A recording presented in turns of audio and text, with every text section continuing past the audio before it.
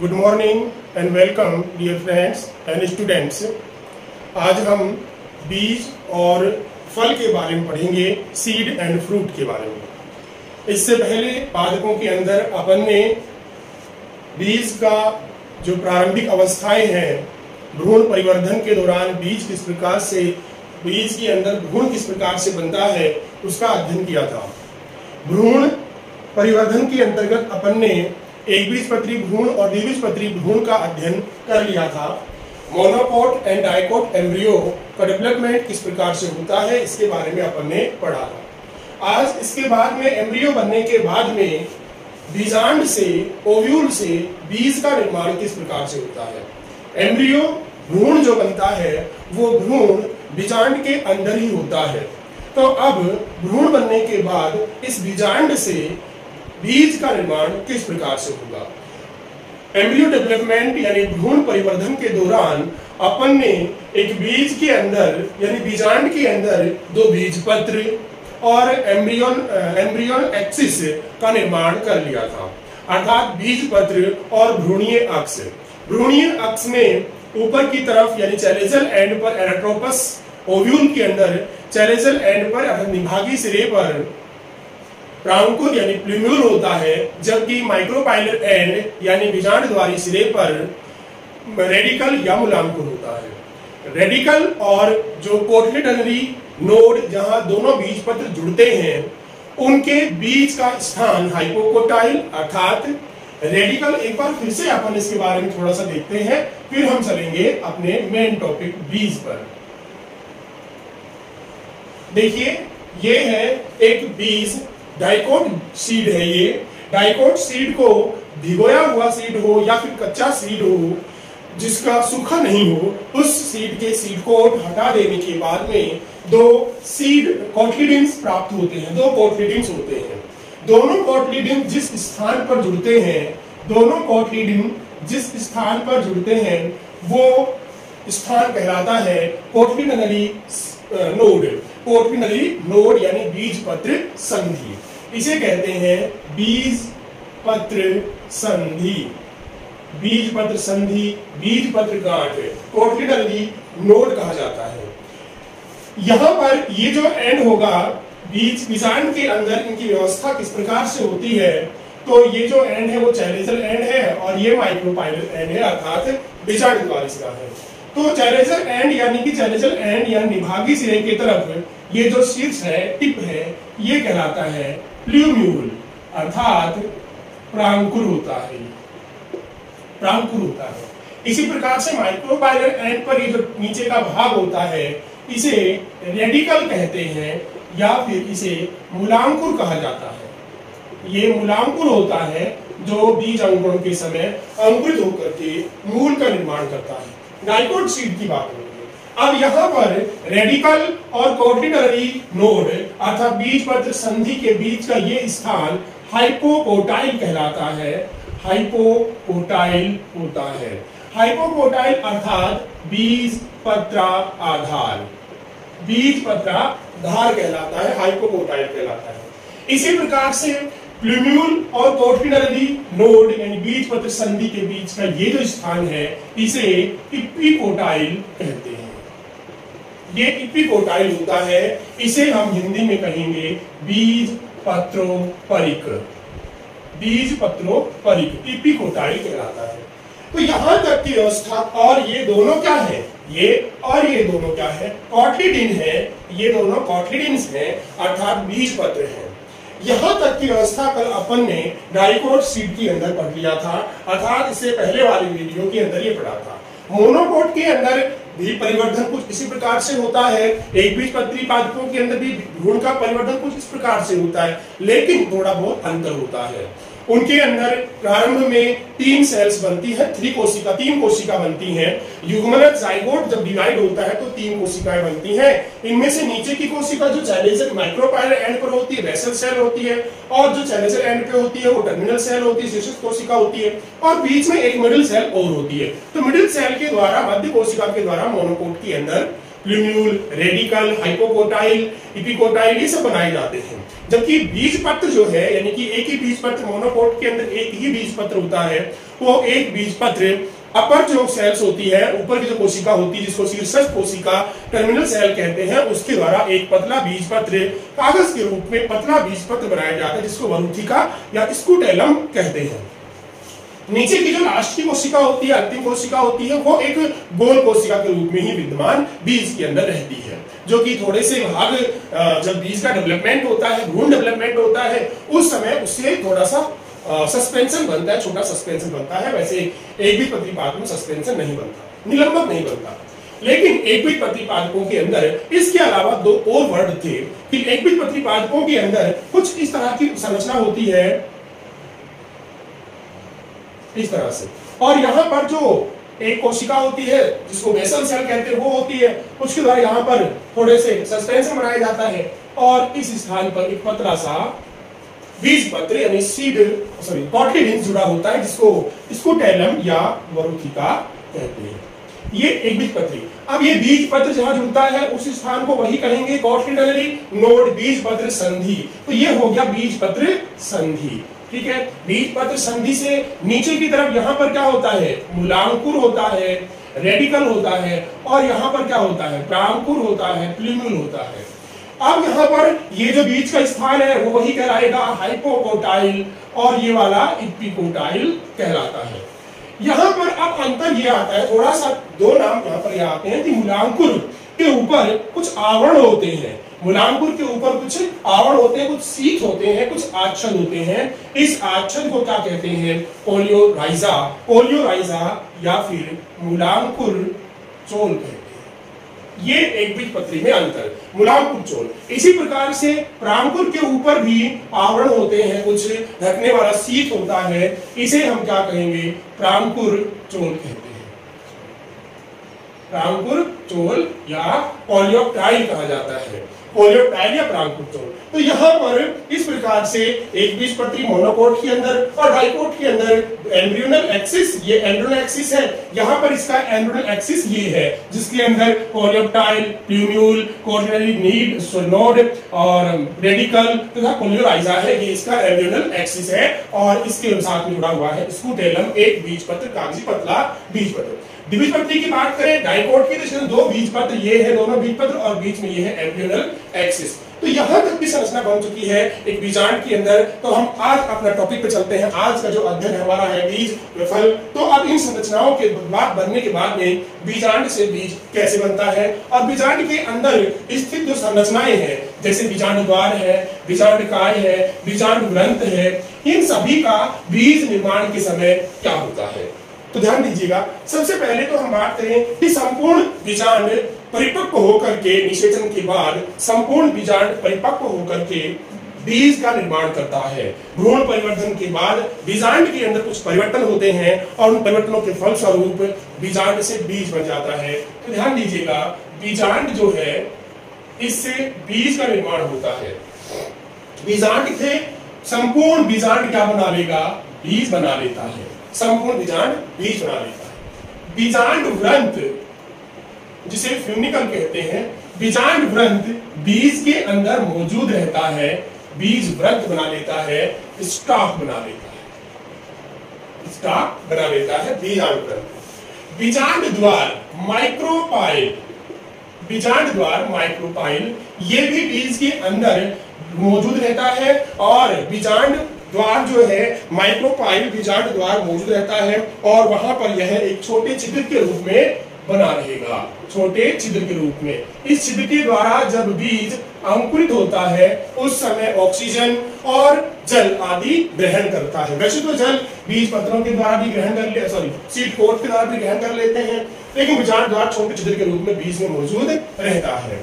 इसके बाद में आता है हाइलम नाभिका, हाइलम या नाभिका।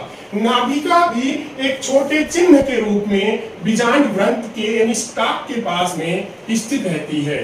छोटे से निशान या चिन्ह के रूप में हाइलम या नाभिका बीज के अंदर मौजूद रहती है। बीज जब बनेगा तो छोटे चिन्ह के रूप में हाइलम या नाभिका बन रहती है, एक छोटे धब्बे के रूप में या चिन्ह के रूप में बनी रहती है। इसके बाद में आता है बीजांडकाय। बीज के अंदर बीजांडकाय होता है। तो बीजांडकाय का उपयोग अधिकांशतः भ्रूणकोश के निर्माण में कर लिया जाता है। भ्रूणकोश जो है उसके निर्माण में कर लिया जाता है। बीजांडकाय जो है वो बीज के अंदर नहीं बचता है, अर्थात अपभ्रंशित हो जाता है, डीजनरेटेड हो जाता है, अपभ्रंशित। लेकिन कभी कभी जैसे काली मिर्च के अंदर बीजांडकाय भी शेष रह जाता है। तो कभी कभी बीजांडकाय शेष रहता है, कभी कभी बीजांडकाय शेष रह जाता है, जिसे परिभ्रूणकोश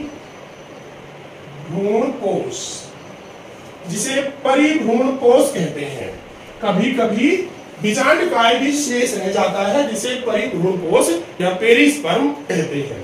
वैसे तो बीजांडकाय का उपयोग भ्रूणकोश एंडोस्पर्म के निर्माण में कर लिया जाता है, लेकिन कभी कभी बीजांडकाय या न्यूक्लियस शेष रह जाता है, जिसे परिभ्रूणकोश कहते हैं, जैसे काली मिर्च के अंदर। इसके बाद बात आती है अध्यावरण।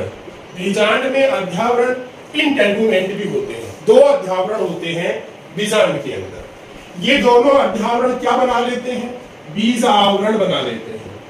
बीज का जो छिलका होता है ना, बीज आवरण या सीड कोट या बीज चोल, कई नाम है।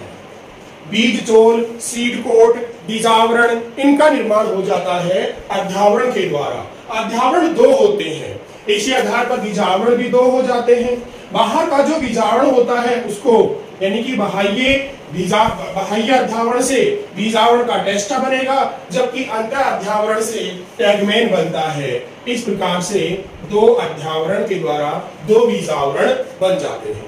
चने के बीज की बात करें अपन, तो चने के बीज को भिगोइए।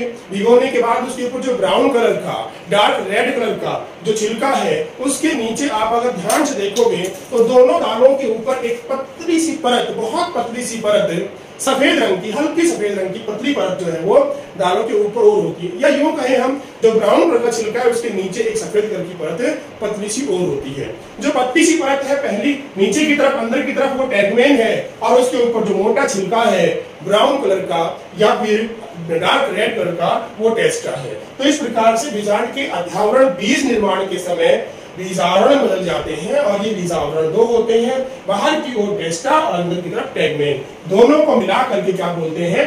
बीज चोल, सीड कोट या बीजावरण कहा जाता है। इस प्रकार से कुछ चेंज होते हैं। अब हम बात करें भ्रूणकोश की। बीजांड के अंदर भ्रूणकोश भी होता है। तो भ्रूणकोश में क्या क्या होती हैं? भ्रूणकोश में सहायक कोशिकाएं,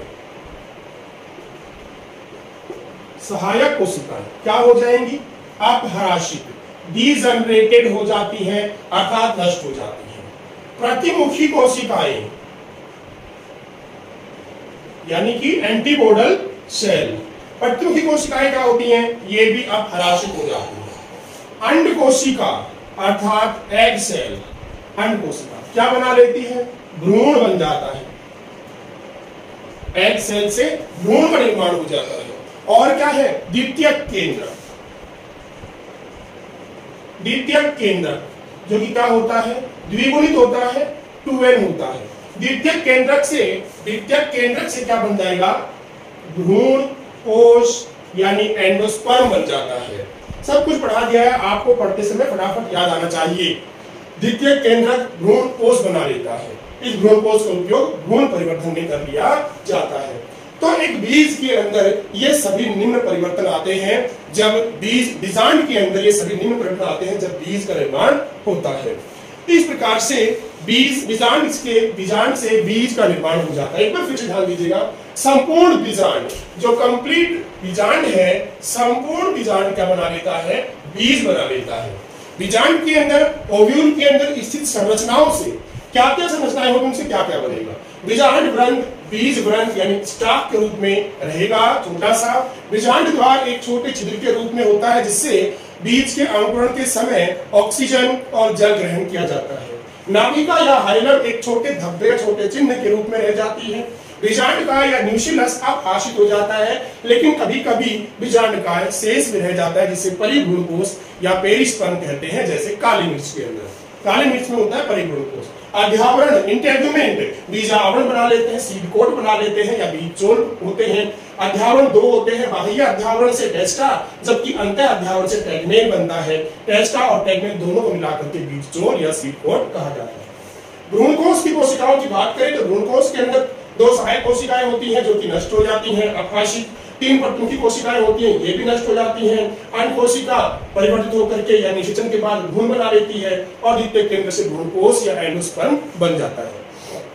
इस प्रकार से बीजांड के अंदर परिवर्तन से बीज का निर्माण होता है। अब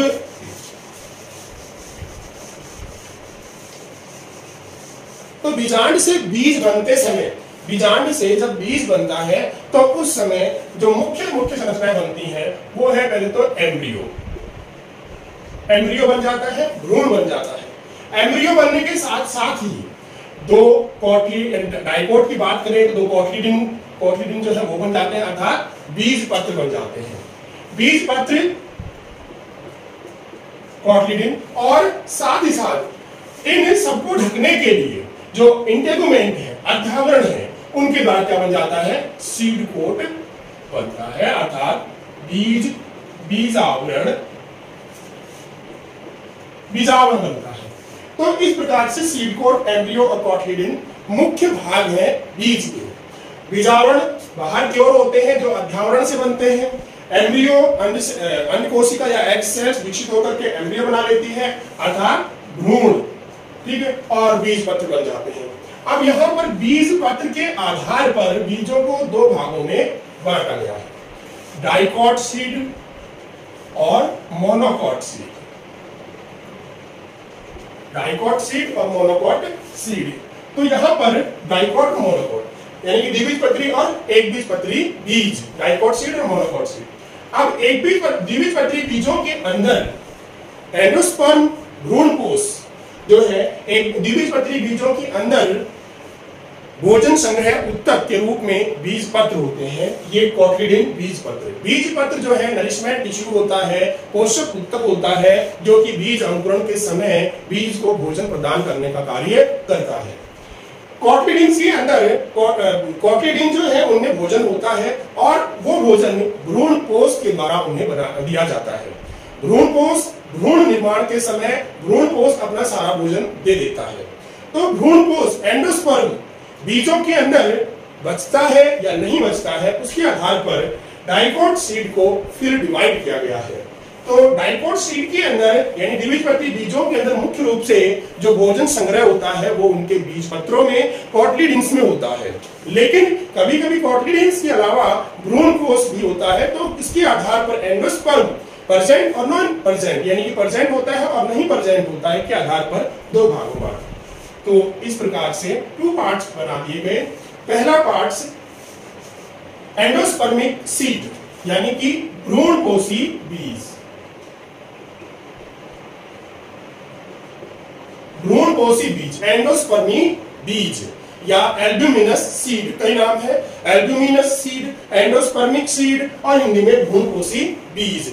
और एक और बोल देते हैं एल्ब्यूमिनस बीज, सीधे लिख सकते हो हिंदी में एल्ब्यूमिनस बीज। भ्रूणकोशी बीज वे बीज जिनके अंदर, ऐसे बीज जिनके अंदर बीज पूर्ण रूप से बन जाने के बाद भी भ्रूणकोश शेष रह जाता है, भ्रूणकोश शेष बचा रहता है, ऐसे बीजों को एंडोस्पर्मिक सीड या भ्रूणकोशी बीज कहते हैं। ऐसे बीज जिनमें बीज के बनते समय भ्रूणकोश की मात्रा, कुछ मात्रा शेष बची रहती है, भ्रूणकोशी या एंडोस्पर्मिक सीड या एल्ब्यूमिनस सीड कहलाते हैं।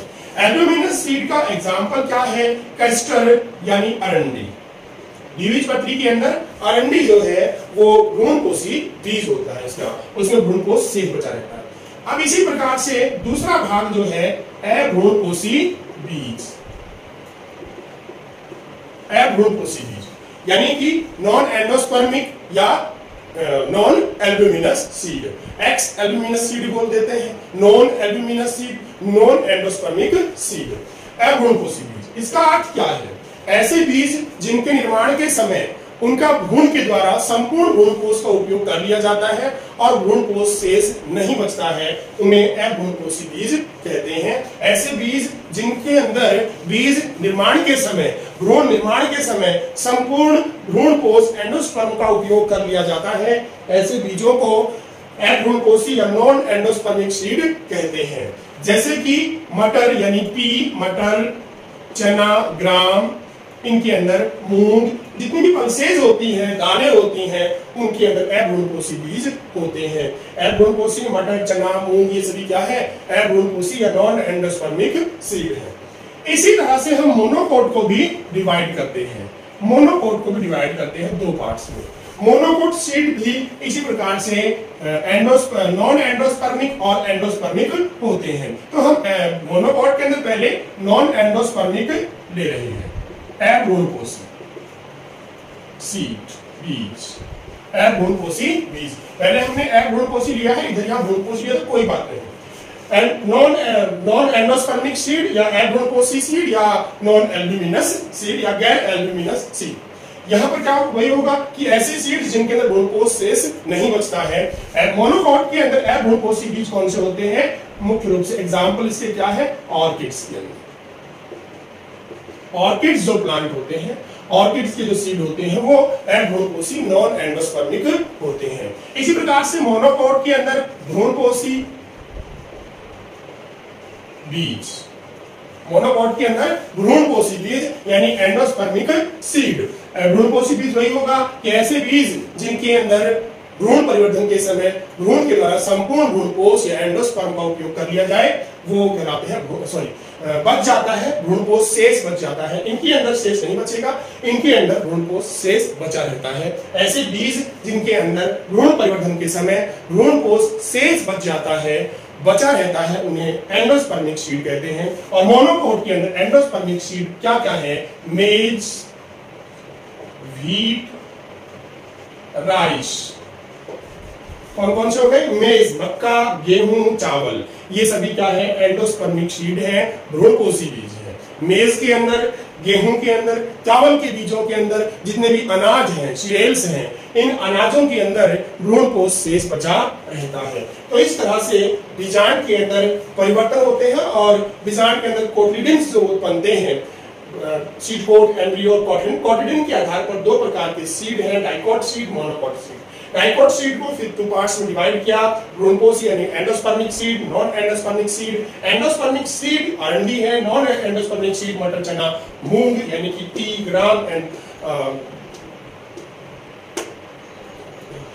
मटर, चना और मूंग। इसी प्रकार से मोनोकोट को हमने दो भागों में डिवाइड किया। भ्रूणकोशी बीज, अभ्रूणकोशी नॉन एंडोस्पर्मिक ऑर्किड्स के अंदर होते हैं मुख्य रूप से, और एंडोस्पर्मिक होते हैं मेज, व्हीट, राइस, मक्का, गेहूं और चावल के अंदर। तो इस तरह से ये था बीजांड के अंदर बीज परिवर्तन के बीज में क्या क्या परिवर्तन आते हैं और किस प्रकार के बीज होते हैं। इसके अलावा कुछ पादपों के अंदर, कुछ बीजों के अंदर कुछ विशेषताएं भी होती हैं, कुछ विशेष भाग होते हैं, कुछ विशेष चीजें होती हैं। चलो हम उनके बारे में अध्ययन करते हैं। तो टेस्ट फ्रेगमेंट की बात हो गई, बीजांड ग्रंथ की बात हो गई कि किसमें परिवर्तन हो जाता है, और बीजांड का जो है परिभ्रूण अगर बचा रहता है तो परिभ्रूणकोश या पेरिस्पर्म कहलाता है, इसके बारे में हो गया। अब देखिए यूफोरबिएसी के पादप, यूफोरबिएसी कुल है, यूफोरबिएसी पादपों जैसे कि अरंडी, एस्टर, जंगली आंवला, यूफोरबिएसी कुल के पादप हैं ये। यूफोरबिएसी फैमिली कुल के पादप अरंडी, जंगली आंवला, लाल पत्ता। इन पादपों के बीजों में बीजांड द्वार के पास एक सफेद रंग की छोटी संरचना पाई जाती है, एक सफेद रंग की छोटी संरचना पाई जाती है यूफोरबिएसी कुल के पादप जैसे अरंडी में, जंगली आंवला में और लाल पत्ता के अंदर। इन बीजों के अंदर बीजांड द्वार के समीप यानी माइक्रोपाइल के समीप एक छोटी संरचना पाई जाती है, और इस छोटी संरचना को क्या कहते हैं? कैरेंकल कहते हैं। इस छोटी संरचना को कैरेंकल कहा जाता है। अरंडी के बीज में बाहर से ही स्पष्ट दिखाई दे जाती है कैरेंकल। अरंडी के बीजों में सफेद छोटी संरचना कहां पर? बीजांड द्वार के पास पाई जाती है। अधिकतर एकबीजपत्री पादपों के अंदर बीजांड द्वार वाले सिरे पर एक प्लग नुमा, एकबीजपत्री की बात हो रही है, एक बीज पत्री यानी मोनोकॉट प्लांट एक बीज पत्री पादपों के अंदर, अधिकतर एक बीज पत्री पादपों में बीजांड द्वार सिरे पर, बीजांड द्वारी सिरे पर एक प्लगनुमा, कैसा प्लगनुमा संरचना पाई जाती है। इस प्लगनुमा संरचना को क्या कहते हैं? ओपरकुलम कहा जाता है। एक प्लगनुमा संरचना पाई जाती है, इसे ओपरकुलम कहा जाता है। ये एक छोटे छिद्र के रूप में भी होता है। तो इस प्रकार से बीजों के अंदर कुछ विशेषताएं थी और बीजों के प्रकार हो गए, दो प्रकार के बीज हैं, मोनोकॉट और डाइकॉट। उसके बाद में उनको भी डिवाइड किया गया है, एंडोस्पर्मिक सीड और नॉन एंडोस्पर्मिक सीड। एग्जांपल आपको बता दिया। तो ये कुछ बातें और थी। यूफोर्बिएसी कुल के पादपों के अंदर बीजांड द्वार के समीप एक छोटी सफेद रंग की संरचना पाई जाती है, जिसे कैरेंकल कहते हैं। इसी प्रकार से एक बीजपत्री पादपों बीजांड द्वार सिरे पर एक प्लगनुमा संरचना होती है, जिसे ओपरकुलम कहा जाता है। इसके बाद में हम पढ़ते हैं अगला टॉपिक, बीज से संबंधित, बीज से संबंधित है इंपोर्टेंस ऑफ सीड, बीज का महत्व। इंपोर्टेंस ऑफ सीड, बीज का महत्व। क्या क्या महत्व है बीज का? सबसे ज्यादा महत्व तो यही है कि बीज पादप की प्रजाति के अस्तित्व को बनाए रखता है। उसको लंबे समय तक वो बीज, हर बार उस प्लांट से बीज बनते रहते हैं, बीज अंकुरित होते हैं और नया पादप बन जाता है। इस प्रकार से बीज के द्वारा एक नया पादप जन्म लेता है और उस पादप की जो अस्तित्व है या उस पादप की प्रजाति है वो लंबे समय तक पृथ्वी के ऊपर बनी रहती है। तो बीज का सबसे इंपॉर्टेंट कार्य यही है कि वो अपनी नई संतति का निर्माण करता है और हर पीढ़ी दर पीढ़ी वो बना रहता है, अपने अस्तित्व को बनाए रखता है। तो पहला इंपॉर्टेंस यही था कि नई संतति का निर्माण, बीज के द्वारा नई संतति का निर्माण होता है। दूसरा इंपॉर्टेंस है विभिन्नताएं। देखिए, बीज का निर्माण लैंगिक प्रजनन के द्वारा होता है। बीज का निर्माण लैंगिक जनन से होता है और लैंगिक जनन से होने के कारण से उनके अंदर आनुवांशिक पुनर्योजन होता है।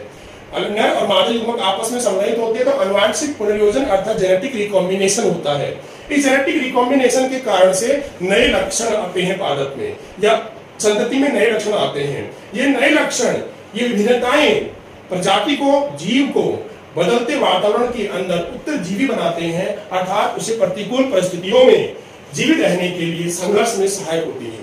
तो विभिन्नताएं के द्वारा यानी लैंगिक प्रजनन के द्वारा बीज बनते हैं, जिनमें आनुवांशिक पुनर्योजन के कारण बहुत सी विभिन्नताएं उत्पन्न हो जाती हैं। ये विभिन्नताएं बीजों को प्रतिकूल परिस्थितियों में जीवित रहने के लिए संघर्ष में सहायक होती हैं। तो विभिन्नताएं जो है वो प्रतिकूल परिस्थितियों में बीज को जीवित रहने के लिए संघर्ष में सहायक होती है। तीसरा कार्य है भोजन संग्रहण। भोजन संग्रहण, बीज के अंदर भोज्य पदार्थ संग्रहित होते हैं। अलग अलग पादपों के बीजों के अंदर अलग अलग प्रकार का भोज्य पदार्थ जैसे कि कार्बोहाइड्रेट या प्रोटीन या ऑयल, तेल आदि के रूप में भोजन संग्रह होता है। तो बीज में पर्याप्त मात्रा में भोजन संग्रहित रहता है, जो भ्रूण के पोषण और बीज के अंकुरण के समय भोजन देने का कार्य या वृद्धि हमें सहायक होता है। बीज के अंकुरण के समय, भ्रूण के पोषण के लिए, बीज के अंकुरण के समय आदि के लिए यह सहायक होता है बीज का ये भोजन। तो बीज के अंदर पर्याप्त मात्रा में भोजन संग्रहित होता है, जो भ्रूण के पोषण व अंकुरित बीज की वृद्धि में तब तक सहायक होता है, अंकुरित बीज की वृद्धि में तब तक सहायक होता है जब तक कि वो पादप प्रकाश संश्लेषण न करने लग जाए। अंकुरित बीज के अंदर जब बीज अंकुरित हो रहा है उस समय बीज के अंदर संग्रहित भोजन उस पादप को तब तक भोजन देता है जब तक कि वो प्रकाश संश्लेषण न करने लग जाए। तो यह भोजन संग्रहण भी करता है बीज। इस बात में चिन्ह स्थिरता, बीज के अंदर बीज में प्रतिकूल परिस्थितियों से बचने के लिए विभिन्न प्रकार की संरचनाएं मिलती हैं। बीज के अंदर जब बीज परिपक्व होता है तो परिपक्व होने के साथ साथ उसमें जल की मात्रा कम हो जाती है और बीज के अंदर विभिन्न उपापचय क्रियाएं रुक जाती है या बहुत धीमी हो जाती हैं। इस कारण से बीज सुसुप्त अवस्था में चला जाता है, अर्थात प्रसुप्ति में चला जाता है, डोरमेंसी में चला जाता है।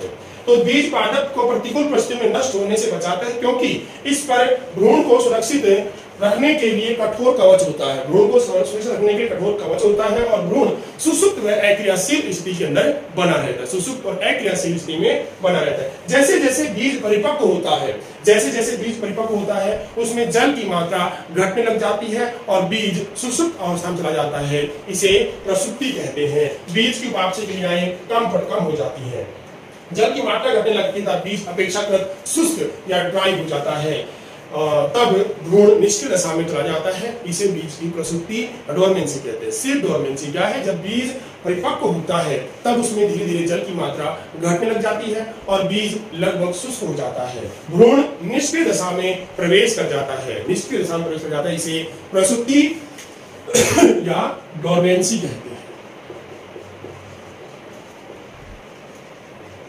डोरमेंसी तो बीज जब परिपक्व होता है उस समय जल की मात्रा घट जाती है, जल की मात्रा कम होने लग जाती है और बीज शुष्क हो जाता है, इसका भ्रूण अक्रियाशील हो जाता है, निष्क्रियता में चला जाता है, निष्क्रियता में प्रवेश कर जाता है, इस स्थिति को सीड डोरमेंसी या प्रसुप्ति कहते हैं। तो ये सीड डोरमेंसी उस बीज को चिर स्थिरता यानी लंबे समय तक जीवित रखने का कार्य करती है। इसके बाद नेक्स्ट जो महत्व है वो है डिस्प्रेजल, प्रकीर्णन, काफी इंपॉर्टेंट प्रकीर्णन, डिस्प्रेजल। तो बीज जो है, बीज के द्वारा बीज अपनी प्रजाति को विभिन्न जगहों पर डिस्प्रेस्ड करता है, फैला देता है। बीज हवा के माध्यम से, पक्षियों के माध्यम से, जल के माध्यम से एक स्थान से दूसरे स्थान पर जाकर मिलते हैं, जिससे उस स्थान पर नई पादप प्रजाति विकसित होती है, नई संतति विकसित होती है और इस प्रकार से इनका जो समूहन है वो बढ़ता रहता है। ये ग्रुप में बहुत सारे एक जगह पर उग जाते हैं, जिससे बंजर खाली जगह जो होती है, बंजर होते हैं, वहां पर भी बीज पहुंच करके उगने प्रारंभ हो जाते हैं। तो बीजों का वायु के द्वारा, जल के द्वारा, पक्षियों के द्वारा, जंतु आदि के द्वारा प्रकीर्णन आसानी से हो जाता है। छोटे आकार के होते हैं, पक्षी आदि, पक्षी है या जंतु हैं आदि, इनको इसी प्रकार से निगल जाते हैं, तो उनके कारण से भी दूर दूर जगह पर इसका प्रकीर्णन हो जाता है। कई पक्षी बीजों को या फलों को मुंह में लेकर के किसी दूर जगह पर जाकर के खाते हैं, तो वहां पर भी उनके बीज गिर जाते हैं और वे बीज अंकुरित होकर के नई पादप संतति को जन्म देते हैं। तो इस प्रकार से बीजों के प्रकीर्णन से प्रजातियों के फैलने व नए क्षेत्रों में सामूहिक तौर पर उगने में सहायता मिलती है। तो बीजों के प्रकीर्णन के कारण से बीज के नए क्षेत्रों में फैलने और नए क्षेत्र में उगने और सामूहिक तौर पर उगने में, अंकुरण में सहायता मिलती है। कई बार इस प्रकार के ऐसे ऐसे जगहों पर अपन देखते हैं कि पादप उगा हुआ होता है, बड़ी बड़ी पुरानी हवेलियां, पुराने मकान होते हैं, उनकी छतों के ऊपर, उनकी दीवारों में आई हुई दरारों के अंदर कई पादप उगे रहते हैं, पीपल उगे रहते हैं, नीम उगे रहते हैं, बरगद उगे रहते हैं। तो ये सब वहां पर किस प्रकार से पहुंच जाते हैं? ये सभी बीज जो हैं वायु के द्वारा या पक्षियों के द्वारा वहां पर पहुंचाए जाते हैं। तो इस प्रकार से बीजों का प्रकीर्णन जो होता है उससे नई जाति, नई संतति नए क्षेत्र में फैलने में सहायता मिलती है और साथ ही साथ सामूहिक तौर पर उगते हैं, तो वहां पर एक अच्छा हरा भरा क्षेत्र बन जाता है। तो इस प्रकार से बीजों के अंदर बीजों का ये महत्व है। तो मुख्य रूप से 4 महत्व है बीजों का। नई संतति का निर्माण होता है, विभिन्नताएं आती है, भूमि संग्रहण होता है, प्रकीर्णन होता है। तो इन सभी के द्वारा बीज का काफी महत्व है। बीज एक संतति को बनाए रखता है। यहाँ पर एक अपन ने नहीं लिखा है, बीच में चौथा जो था वो ये 5 है, चिर स्थिरता। लंबे समय तक बीज डोरमेंट होकर के, ये प्रसुप्ति इसी में आएगा, लंबे समय तक डोरमेंट होकर के, प्रसुप्त होकर के बीज को जीवित रखता है, भ्रूण को जीवित रखता है बीज, जिससे वो अंकुरित होकर के नए पादप को बनाता है। इस प्रकार से बीजों के महत्व नई संतति के निर्माण में, भिन्नताओं में, भूमि संग्रहण में, चिर स्थिरता में, प्रकीर्णन में होता है। इसके बाद आता है बीजों की अंकुरण क्षमता। बीजों की अंकुरण क्षमता। बीज इस प्रकार के कई बीज ऐसे होते हैं जो कि अपने मौसम में बनने के बाद में अगले उसी सीजन के अंदर वो अंकुरित होते हैं, अर्थात हम उन्हें उसी समय जब वो बने हैं उसी समय हम उन्हें नहीं उगा सकते। अगर वो उग भी जाते हैं तो उनके ऊपर पुष्प उत्पन्न नहीं होते या वो विकसित नहीं होते। कई बार अपन देखते हैं खेतों के अंदर जब सरसों पक जाती है तो बरसात हो जाती है, सरसों की फलियां फट जाती हैं और वो सरसों के जो बीज हैं खेतों में बिखर जाते हैं, और अगर बरसात नहीं रुकती है, लगातार होती रहती है, तो कुछ ही दिनों के अंदर वो बीज अंकुरित हो जाते हैं और फिर से सरसों के नए पादप बनने लग जाते हैं। वो छोटे छोटे पादप बनते हैं, लेकिन सरसों के वो छोटे पादप जब बनते हैं उस समय मौसम बहुत प्रतिकूल होता है, गर्मी का मौसम होता है, तेज धूप होती है, टेम्परेचर ज्यादा होता है, जिससे वो पादप विकसित नहीं होते हैं। सरसों को सर्दी का मौसम यानी कम टेम्परेचर आवश्यक होता है। तो इस प्रकार से बीज जो है खेतों के अंदर पुनः फिर से उग जाते हैं, उसी फसल के बीज उसी समय उग जाते हैं। लेकिन बीजों के अंदर सभी बीज इस प्रकार से नहीं होते, वो उग जाते हैं परंतु फिर विकसित क्यों नहीं हो पाते हैं? क्योंकि बीजों के अंदर एक विशेष डोरमेंसी पीरियड होता है, प्रसूति अवस्था होती है, प्रसूति काल होता है। उस डोरमेंसी को पूरा करने के बाद ही वो अंकुरित होते हैं। तो बीजों की अंकुरण क्षमता भी यही है कि बीजों का अंकुरण में लगने वाला समय या अंकुरण की क्षमता जो है वो समय जो है अंकुरण क्षमता कहलाती है। तो बीजों की अंकुरण क्षमता आनुवांशिक और पर्यावरणीय दो कारकों पर निर्भर करती है। आनुवांशिकी और पर्यावरण, इन दो कारकों पर निर्भर करती है बीजों की अंकुरण क्षमता। अर्थात बीजों के अंदर कुछ संरचना इस प्रकार की हो उनके डीएनए में आनुवांशिक पदार्थ में कि वो कितने समय बाद अंकुरित होंगे। और दूसरा पर्यावरणीय, पर्यावरणीय कारकों के अंदर आर्द्रता, जल की मात्रा, नमी, तापमान ये आते हैं कि बीजों के अंकुरण के समय एक विशेष तापमान होना चाहिए, कम टेम्परेचर होना चाहिए, मिट्टी में आर्द्रता होनी चाहिए, नमी होनी चाहिए। तो इस प्रकार से पर्यावरणीय कारकों के अंदर आर्द्रता और जल की मात्रा, तापमान आदि आते हैं। परिपक्व बीज की काफी समय बीतने के बाद भी अंकुरण की क्षमता बनी रहने को बीज की अंकुरण क्षमता कहते हैं। यानी कि बीज के परिपक्व होने के बाद भी, बीज के परिपक्व होने के बाद भी काफी समय बीतने के बाद भी, काफी समय बीतने के बाद भी अंकुरित होने की क्षमता या अंकुरण होने की क्षमता को बीज की अंकुरण क्षमता कहते हैं। जब बीज परिपक्व हो जाता है और उसके बाद भी वो काफी समय बिता लेता है लेकिन अंकुरित नहीं होता, तो बीज के परिपक्व होने के बाद भी काफी समय बीतने के बाद भी अंकुरण होने की क्षमता को बीज की अंकुरण क्षमता कहते हैं। भिन्न भिन्न प्रकार के पादपों के बीजों में अंकुरण क्षमता भी अलग अलग होती है। आनुवांशिक रूप से अंकुरण क्षमता कुछ दिनों की, आनुवांशिक रूप से अंकुरण क्षमता कुछ दिनों की किसमें होगी? ऑक्जेलिस में।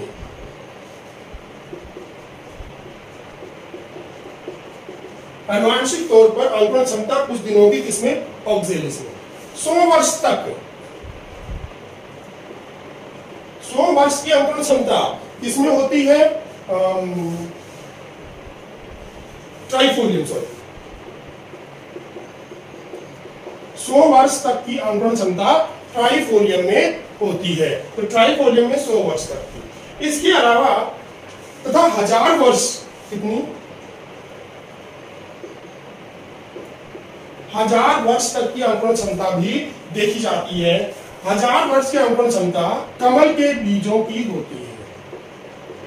कमल के बीज 1000 वर्ष बाद भी अंकुरित हो सकते हैं। अब इससे भी अधिक उदाहरण भी है, इससे भी ज्यादा उदाहरण भी है। 2000 वर्ष की अंकुरण क्षमता किसकी होती है? खजूर, फोएनिक्स डेक्टिलीफेरा। 2000 वर्ष पुराने बीजों में किसके? खजूर, फोएनिक्स डेक्टिलीफेरा। फोएनिक्स डेक्टिलीफेरा के 2000 वर्ष पुराने बीजों में अंकुरण की क्षमता देखी गई है। और अंकुरण की क्षमता ही नहीं, अंकुरण के साथ साथ इनके अंदर पुष्प भी उत्पन्न होते हैं। तो 2000 वर्ष पुराने बीजों में अंकुरण की क्षमता देखी गई है। खजूर यानी कि फोएनिक्स डेक्टिलीफेरा के बीजों में, खजूर की एक प्रजाति जिसका वैज्ञानिक नाम है फोएनिक्स डेक्टिलीफेरा के बीज, यानी खजूर के बीज 2000 वर्ष पुराने बीजों के अंदर भी अंकुरण क्षमता दिख गई है। ये खजूर के फोएनिक्स डेक्टिलीफेरा के बीज 2000 वर्ष पुराने बीजों को कहां से निकाला गया था? हेराल्ड, जो किंग हेराल्ड थे, किंग हेराल्ड 2000 वर्ष पुराने मृत सागर के पास, किंग हेराल्ड, मृत सागर के पास किंग हेराल्ड के महल की पुरातात्विक खुदाई के दौरान 2000 वर्ष पुराने बीज मिले खजूर के। फोएनिक्स डेक्टिलीफेरा के 2000 वर्ष पुराने बीजों को मृत सागर के पास किंग हेराल्ड के महल की पुरातात्विक खुदाई के दौरान खोजा गया। तो 2000 वर्ष पुराने बीज जो है मृत सागर के पास किंग हेराल्ड के महल की पुरातात्विक खुदाई के दौरान इन बीजों को खोजा गया था। इसके अलावा आर्कटिक टुंड्रा प्रदेश के अंदर ल्यूपाइन आर्कटिक टुंड्रा प्रदेश के अंदर ल्यूपाइन उसका जो दूसरा नाम है वो है आर्कटिक्स ल्यूपिनस। आर्कटिक टुंड्रा प्रदेश या टुंड्रा क्षेत्र में ल्यूपाइन या आर्कटिक्स ल्यूपिनस के 10,000 वर्ष पुराने बीज 10,000 वर्ष पुराने बीजों के अंदर अंकुरण की क्षमता देखी गई है। अंकुरण की क्षमता ही नहीं, इनके अंदर इनके पुष्प भी उत्पन्न हुए हैं। तो आर्कटिक टुंड्रा क्षेत्र के पादप के बीज, जिसमें आर्कटिक्स ल्यूपिनस एक पादप है, उसके 10,000 वर्ष पुराने बीजों के अंदर अंकुरण की क्षमता दी गई। अंकुरण की क्षमता के साथ साथ उनमें पुष्प भी विकसित हुए हैं। तो आर्कटिक, इसी तरह आर्कटिक टुंड्रा में मिले 10,000 वर्ष पुराने ल्यूपिनस आर्कटिक्स, और ये उल्टा नाम लिख दिया अपन ने,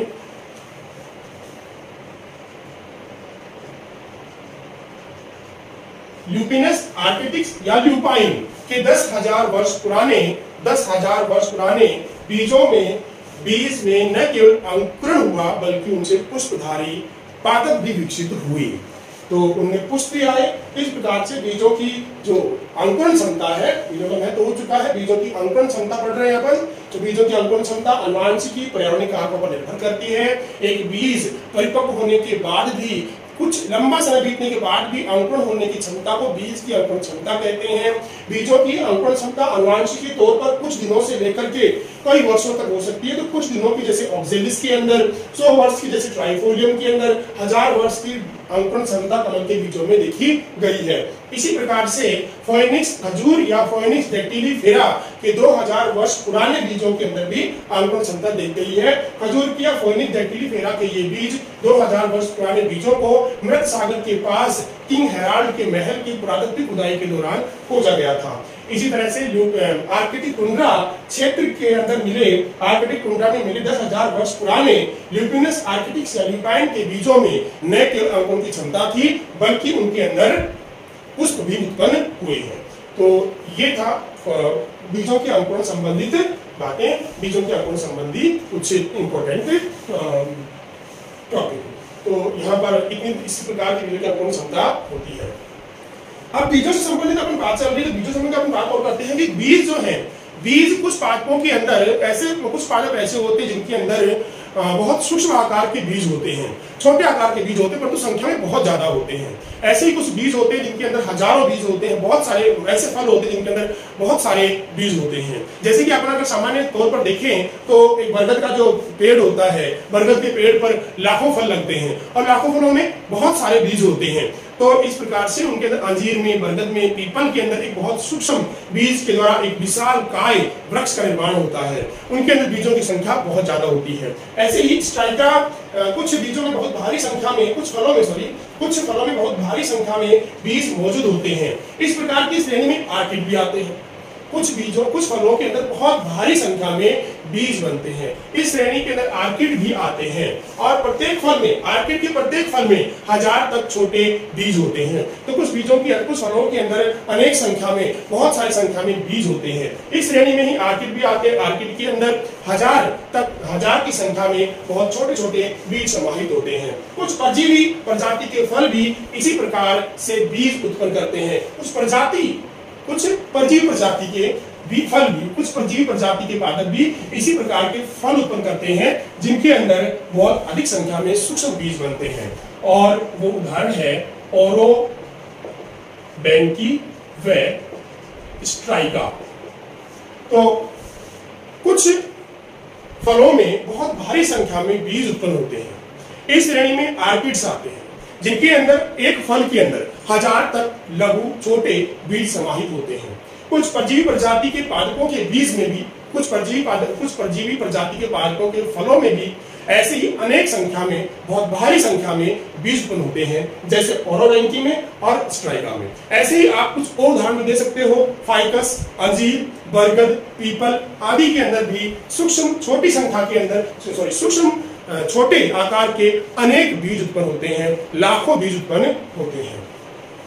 तो ये था बीजों के बारे में। बीज में संबंधित हमने बात की थी, ये भी देखा है कि कुछ फलों के अंदर सूक्ष्म मात्रा में कुछ फलों के अंदर भारी संख्या में छोटे बीज उत्पन्न होते हैं, जैसे आर्किड्स के अंदर होते हैं, जिसके प्रत्येक फल में 1000 तक बीज होते हैं। ऐसे ही कुछ परजीवी प्रजाति के काटकों के बीज होते हैं जिनके अंदर भी बहुत अधिक मात्रा में बीज उत्पन्न होते हैं, जैसे ओराबैंक की स्ट्राइगा में।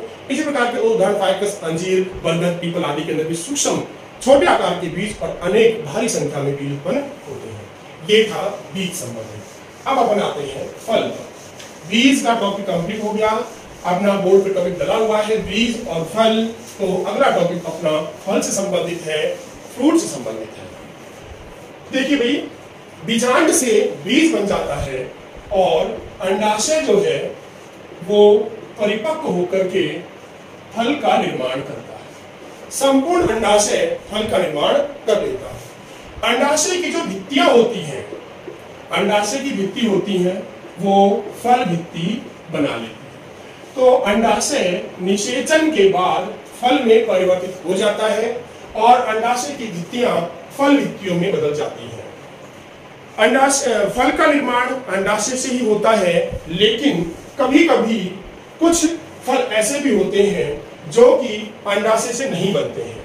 तो वे फल जिनके निर्माण में केवल अंडाशय ही भाग लेता है, यहाँ पर ध्यान देने योग्य बात है, वे फल जिनके निर्माण में केवल अंडाशय ही भाग लेता है, ऐसे फलों को सत्य फल या ट्रू फ्रूट या वास्तविक फल कहते हैं।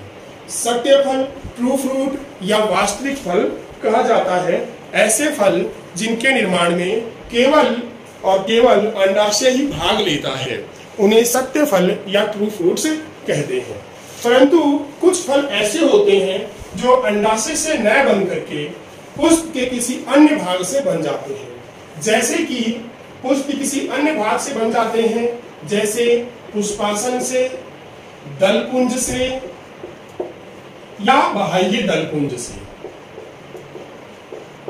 ऐसे फल भी होते हैं जिनका निर्माण अंडाशय से नहीं हो करके फूल से, पुष्प के किसी अन्य भाग जैसे पुष्पासन से, दलपुंज से या बाह्य दलपुंज से हो जाता है।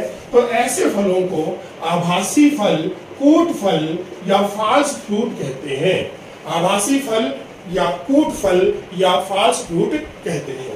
पुष्पासन से बनने वाला जो फल है वो है सेब। दलपुंज से बनने वाला जो फल है वो है स्ट्रॉबेरी और बाह्य दलपुंज से बनने वाला जो फल है वो है अखरोट। तो इस प्रकार से कुछ फल ऐसे होते हैं, इसको रस भरी भी बोलते हैं, हिंदी में रस भरी, स्ट्रॉबेरी। तो यहाँ पर कुछ फल ऐसे होते हैं जिनका निर्माण अंडाशय से न होकर, अंडाशय से नहीं होगा, बल्कि उनका निर्माण पुष्प के किसी अन्य भाग, पुष्पासन से, दलपुंज से, बाह्य दलपुंज से होता है। तो ऐसे फलों को आभासी फल या फॉल्स फ्रूट कहते हैं। फॉल्स फ्रूट कहते हैं, आभासी फल, कूट फल। तो इन फलों का निर्माण अंडाशय से नहीं होता। पुष्पासन से बनने वाला फल सेब है, दलपुंज से बनने वाला फल स्ट्रॉबेरी रस भरी है, बाह्य दलपुंज से बनने वाला फल अखरोट है। इसके अलावा जो फल हैं, उन फलों का अगर वर्गीकरण देखें तो मुख्य रूप से जो फल 3 प्रकार के होते हैं। फल कितने प्रकार के होते हैं?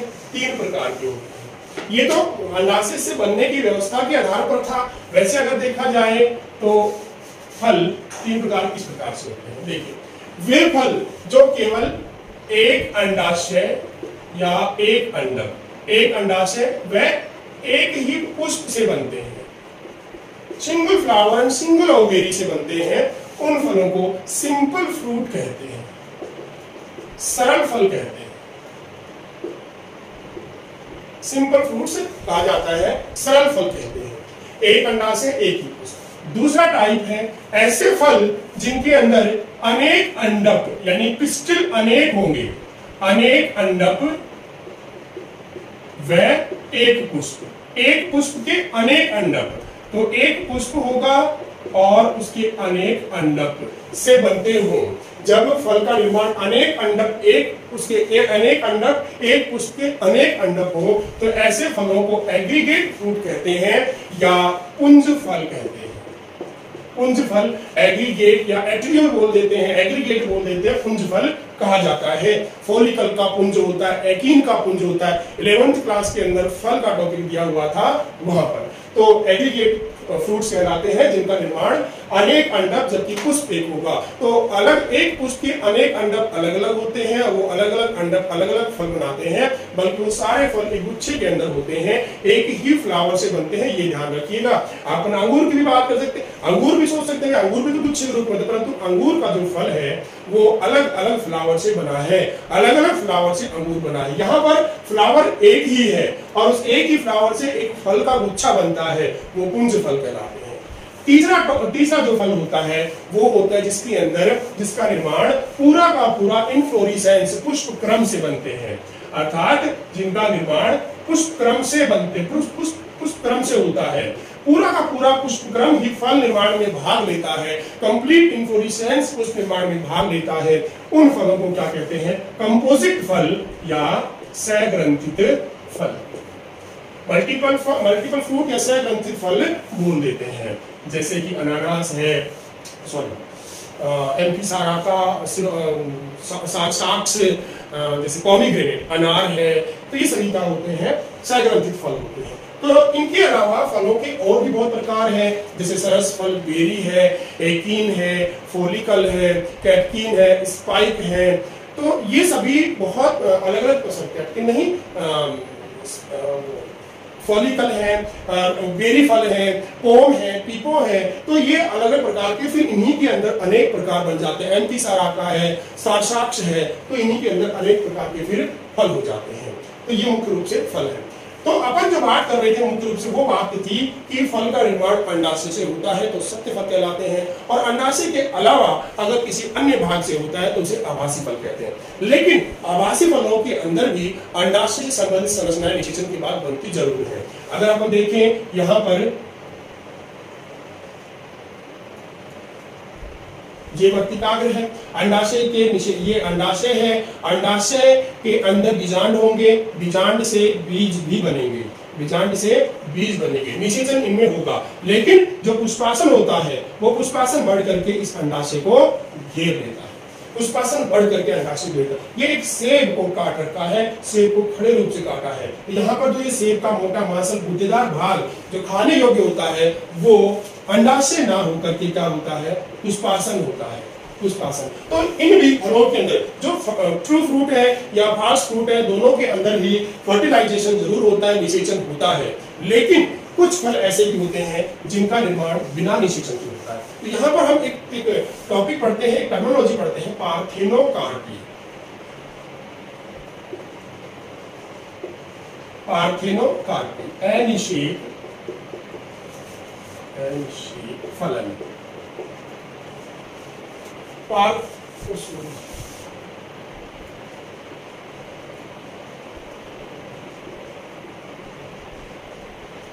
पार्थेनोकार्पी, अनिषेक फलन, अनिषेक फलन या पार्थेनोकार्पी। तो ये पार्थेनोकार्पी क्या होता है? देखो, तो इसके अंदर क्या है कि जब फल का निर्माण विदाउट फर्टिलाइजेशन, बिना निषेचन के फल बनना, बिना निषेचन के फल बनना अनिषेक फलन कहलाता है। बिना निषेचन के फल बनना अनिषेक फलन कहलाता है। और इस प्रकार से बने हुए फलों को क्या कहेंगे? अनिषेक फल। अनिषेक फलन क्या है? बिना निषेचन के फल निर्माण को अनिषेक फलन कहते हैं, अर्थात अंडाशय बिना निषेचन के ही फल में परिवर्तित हो जाता है, अंडाशय बिना निषेचन के फल में परिवर्तित हो जाता है। ऐसे फलों को अनिषेक फल पार्थेनोकार्पस फ्रूट, और इस प्रक्रिया को पार्थेनोकार्पी कहते हैं। ऐसे फल बीज रहित होते हैं।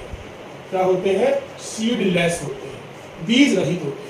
ऐसे फलों के अंदर बीज नहीं होते हैं। प्राकृतिक रूप से अनिषेक फलन से बनने वाला फल कौन सा है? केला। केला जो है प्राकृतिक रूप से बनने वाला फल है, अनिषेक फलन से बनता है, जिसके अंदर सीड या बीज नहीं होते हैं। केले का प्रवर्धन प्रोपेगेशन जो किया जाता है वो कायिक प्रवर्धन के द्वारा किया जाता है, जिसका स्टेम जो है वो लगाया जाता है और विकसित होकर के नया पादप तैयार हो जाता है। तो वेजिटेटिव प्रोपेगेशन के द्वारा ऐसे फलों को, ऐसे पादपों को विकसित किया जाता है। इसके अलावा अंगूर, पपीता, संतरा आदि के अंदर भी अनिषेक फलन करवा करके ऐसे बीज रहित फल तैयार किए जाते हैं। इसमें अंगूर में, संतरा में और पपीता के अंदर बिना अनिषेक फलन प्रक्रिया के द्वारा बिना निषेचन के फल प्राप्त किए जाते हैं, बीज रहित फल प्राप्त किए जाते हैं। इसके लिए विभिन्न प्रकार के हार्मोन उपयोग किए जाते हैं। ये हार्मोन वर्तिकाग्र पर छिड़क दिए जाते हैं, जिससे वर्तिकाग्र पर छिड़कने से अंडाशय बिना निषेचन के ही फल में परिवर्तित हो जाता है। तो आजकल अनिषेक फलन को प्रेरित करने के लिए NAA का उपयोग किया जाता है, नैप्थेलिक एसिटिक एसिड का उपयोग करते हैं। नैप्थेलिक एसिटिक एसिड एक प्रकार का ऑक्सीन हार्मोन है। तो नैप्थेलिक एसिटिक एसिड का उपयोग करके, NAA का उपयोग करके अनिषेक फल बनाए जाते हैं। ऐसे फलों को फिर क्या कहते हैं? प्रेरित अनिषेक फल। और इस प्रक्रिया को क्या कहेंगे फिर? प्रेरित अनिषेक फलन। प्रेरित अनिषेक फलन कहते हैं। तो आजकल NAA के छिड़काव के द्वारा भी फल निर्माण किया जाता है। तो NAA ऑक्सीन हार्मोन है और NAA के उपयोग से, छिड़काव से बनने वाले जो फल है प्रेरित अनिषेक फल कहलाते हैं। प्रक्रिया प्रेरित अनिषेक फलन कहलाती है, इंड्यूस्ड पार्थिनोकार्पी। फल के बारे में इतना ही है आपके सिलेबस के अनुसार, बायोलॉजी 12 का NCERT की बुक के अंदर। तो ये था अपना फल के बारे में। फलों के अंदर अपन को मुख्य रूप से ध्यान रखना है कि फल का निर्माण निषेचन के बाद अंडाशय से फल बनता है। अंडाशय की भित्ति फल भित्ति का निर्माण करती है। मुख्य रूप से फल का निर्माण निषेचन के बाद अंडाशय से होता है। जिन फलों का निर्माण केवल अंडाशय से होता है उन फलों को सत्य फल, ट्रू फ्रूट्स कहा जाता है। लेकिन कभी कभी कुछ फल ऐसे भी होते हैं जो अंडाशय से न बन करके पुष्प के किसी अन्य भाग से बनते हैं, जैसे कि पुष्पासन से, जैसे सेब में, दलपुंज जैसे स्ट्रॉबेरी और बाह्य दलपुंज जैसे अखरोट। तो ऐसे फल जो अंडाशय से न बन के पुष्प के किसी अन्य भाग से बनते हैं उन फलों को आभासी फल, फॉल्स फ्रूट कहा जाता है। इसके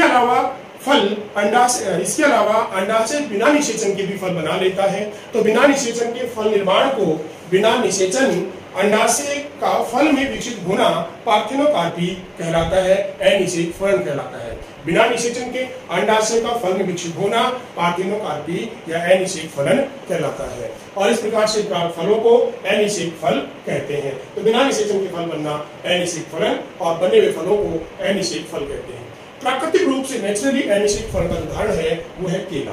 केला के अंदर, बनाना के अंदर प्राकृतिक रूप से अनिषेक फलन से फल बनते हैं जो बीज रहित होते हैं। तो अनिषेक फल से बनने वाले फल बीज रहित होते हैं। इसके अलावा अंगूर, पपीता, संतरा अंगूर, पपीता, संतरा के अंदर भी ऐसे फल प्राप्त किए जा रहे हैं जिनमें बीज नहीं हो, बीज रहित फल प्राप्त किए जाते हैं। इसके लिए विभिन्न हार्मोनों की आवश्यकता होती है। इसमें एक हार्मोन है आजकल NAA के छिड़काव के द्वारा भी अनिषेक फल प्राप्त किए जाते हैं। इस प्रकार से प्राप्त फलों को प्रेरित अनिषेक फल और इस प्रक्रिया को प्रेरित अनिषेक फलन कहते हैं। तो यहाँ पर अगर हम बात करें कि क्या पोमेग्रेनेट यानी कि अनार भी अनिषेक फल से प्राप्त किया जा सकता है क्या? अनिषेक फलन से प्राप्त किया जा सकता है क्या? ये एक क्वेश्चन है आपके लिए कि क्या अनार, पोमोग्रेनेट भी अनिषेक फलन के द्वारा प्राप्त किया जा सकता है? देखिए, स्पेशल जो मुख्य बात कही गई थी वो ये थी कि पार्थिनोकार्पी के अंदर बीज नहीं बनते हैं और अनार का एडिबल पार्ट, खाने योग्य भाग सीड ही होता है, बीज ही होता है। अनार का खाने योग्य भाग बीज ही होता है। इसलिए अगर अनार को अपन अनिषेक फलन से प्राप्त करते हैं तो वो एक खोखली टेनिस बॉल के समान प्राप्त होगा, खोखले टेनिस बॉल के समान प्राप्त होगा, क्योंकि अनार का एडिबल पार्ट, खाने योग्य भाग बीज होते हैं, सीड कोट होता है, मांसल गुद्देदार सीड कोट जो ऊपर होता है वो होता है, बीज होते हैं। तो जब पार्थिनोकार्पी के अंदर बीज बनते ही नहीं है तो अनार के अंदर जो फल प्राप्त होंगे वो एक खोखली टेनिस बॉल के समान प्राप्त होंगे, जिसके 2 पार्ट्स करेंगे तो दोनों पार्ट्स अलग हो जाएंगे लेकिन अंदर से वो खाली मिलेंगे, क्योंकि अनार का एडिबल पार्ट जो है, खाने योग्य भाग है, वो बीज है। जबकि अनिषेक फलन प्रक्रिया में बीज तो बनते ही नहीं है, इसलिए अनार को हम अनिषेक फलन के द्वारा प्राप्त नहीं कर सकते। अनार को अनिषेक फलन के द्वारा प्राप्त नहीं कर सकते। तो यहाँ तक का आज अपना टॉपिक था। इस टॉपिक का इस लेसन का जो लेसन था वो था रिप्रोडक्शन इन फ्लावरिंग प्लांट। इसका आखिरी वीडियो और आखिरी टॉपिक जो बचे हैं वो है बहुभ्रूणता और असंग जनन। अगली क्लास के अंदर अपने 2 टॉपिक लेकर के हाजिर होंगे, असंग जनन और बहुभ्रूणता। और ये टॉपिक होने के बाद ये लेसन कंप्लीट हो जाएगा, रिप्रोडक्शन इन फ्लावरिंग प्लांट। तो अगली क्लास के अंदर, अगली वीडियो के अंदर अपन बहुभ्रूणता और